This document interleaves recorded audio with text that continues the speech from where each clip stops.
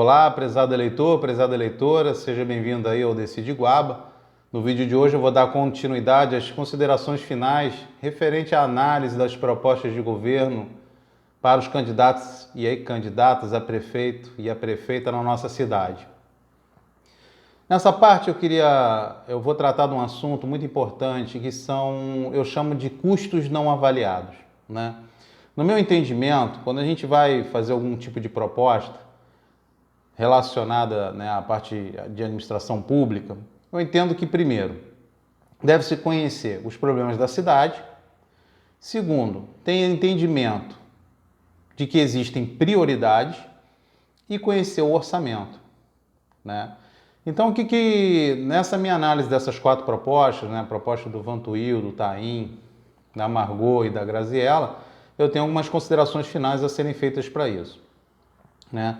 Existe um conceito usado em comunicação muitas vezes que menos é mais, né? E se eu fosse falar das propostas aí do Taim, da Margot, que são novatos aí na questão da nossa política, né? Eu percebi que há uma ansiedade de querer mostrar bastante realizações, bastantes coisas a serem feitas, até mesmo para construir os seus próprios nomes, né? Eu até entendo perfeitamente, só que na minha percepção isso não funciona. Por que não funciona? Porque ambos colocaram muitos itens, muitas coisas, muitas realizações nas propostas, né? E algumas dessas realizações não são viáveis por conta do orçamento, né? Você já deve ter percebido, se você não assistiu ainda o vídeo onde eu comento a proposta do Vantuil, onde eles colocam que o problema não é dinheiro, o problema não é orçamento, o problema é gestão. E eu comentei lá que eu discordo disso daí. E discordo por uma coisa muito simples, pô. A quantidade, a demanda, e isso muda de ano para ano, né? Ela é muito grande. Além disso, Iguaba Grande já vem de um histórico de gestão muito comprometido, com pouca responsabilidade fiscal. Então isso daí gerou um endividamento muito grande e é inclusive colocado na parte introdutória da proposta do Vantuil, né? O endividamento, quando ele assumiu a prefeitura, era de 20 milhões de reais. Então, partindo dessa premissa, não tem como fazer tudo por Iguaba Grande.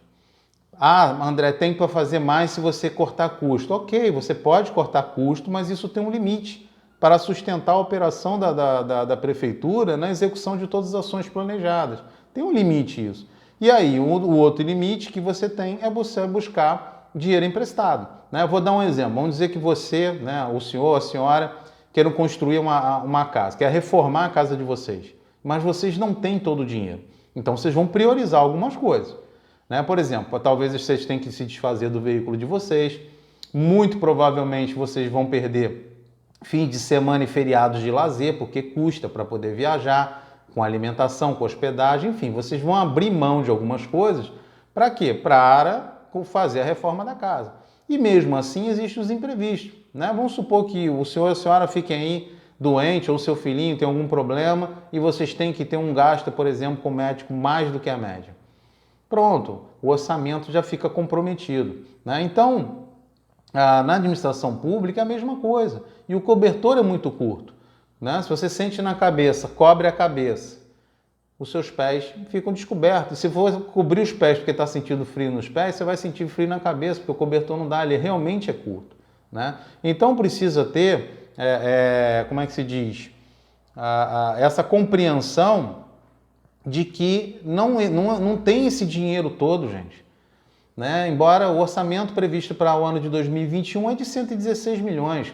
Realmente, para você, para mim, ser 16 milhões, a gente ia pendurar chuteiras, na verdade. A gente ia aproveitar a vida com esse dinheiro, porque é um dinheiro muito grande. Agora, para administrar uma cidade com quase 29 mil habitantes, né, que já vem com um histórico de gestão comprometida, com erros, né? Eu já dei vários exemplos de descumprimentos legais que não foram feitos. Quantas coisas ficaram para trás, né? Talvez a mais, como é que se diz, a que chame mais atenção é a não execução do plano diretor, né? Nós não temos plano de drenagem, nós não temos plano de coleta e destinação de resíduo sólido, nós não temos plano de meio ambiente, nós não temos o conselho da cidade. Olha quanta coisa ficou para trás, né? E agora não adianta querer botar tudo nos eixos porque não tem dinheiro, não tem orçamento para poder fazer isso, né? Então, se a gente for retomar lá as propostas, né, eu posso contar alguns itens ali que chamam a atenção com relação ao comprometimento do orçamento, né? No caso da Margot, ela pretendia pavimentar, vou falar aqui agora, né, sobre a proposta, um dos itens da proposta da Margot, pavimentar todas as ruas habitadas em 4 anos. E lá no meu comentário eu falei, olha, só para poder pavimentar todo o Canela City sem considerar toda a infraestrutura de drenagem urbana é na ordem de 23 milhões. E 23 milhões é quase 20% do orçamento de 116 milhões, né?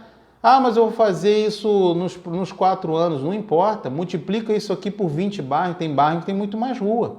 O Canela City tem na faixa de 1 km² ou menos, né? Então, esse é um exemplo de que não funciona, né? Outra coisa também, implantar um hospital de médio porte com 20 leitos, com 70 leitos. Gente, o custo de um leito por ano é na faixa de 250 mil a passa de 1 milhão. Se você multiplicar 70 por 250 mil, são quase 18 milhões. Então precisa pensar nisso. Ah, mas não é mais 18 milhões. 18 milhões, mas o orçamento da saúde é 29 milhões anual.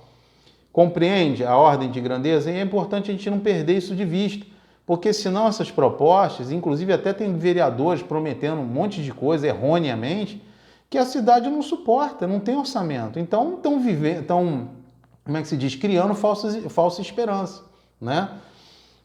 A questão aqui agora de novo na proposta da Margot, a tarifa de R$1 para o transporte alternativo.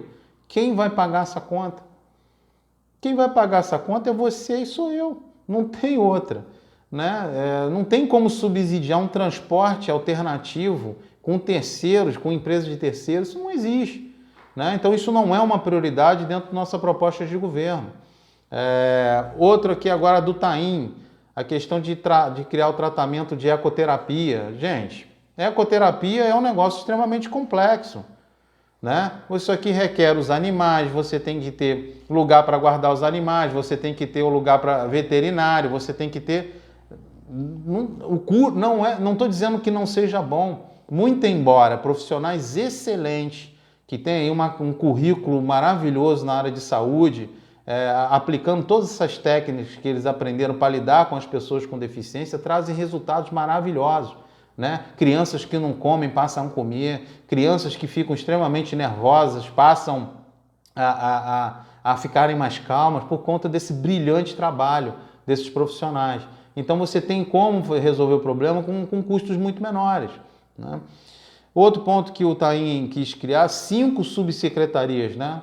Para cuidar do arrastão de pedras, subsecretarias de obras, para cuidar do arrastão das pedras, Sapetiba Mirim, Capivara, Iguaba Pequena e Pedreira. Ora, criar subsecretaria, você está criando custo, né? Eu acho que tem bairros aqui cujas as demandas com relação a obras, eles não são, como é que eu vou explicar para vocês?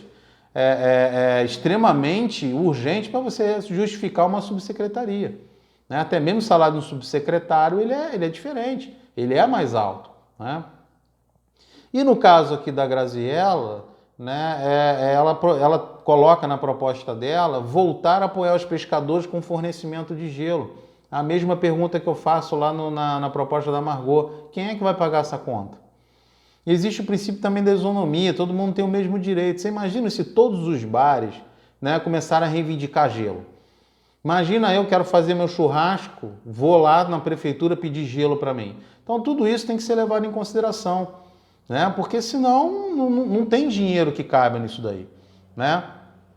Então, volto a falar para vocês, a gente só tem 2 caminhos para executar muitas coisas. Realmente reduzir custo, né? Que é uma coisa que ninguém falou nessas propostas, a não ser o custo de aluguel, que eu me lembre, e eu vou fazer um vídeo específico sobre isso, porque eu peguei umas palavras-chave que eu quero explorar, né? E aumentar imposto. Quem é que quer pagar mais imposto? Não é verdade?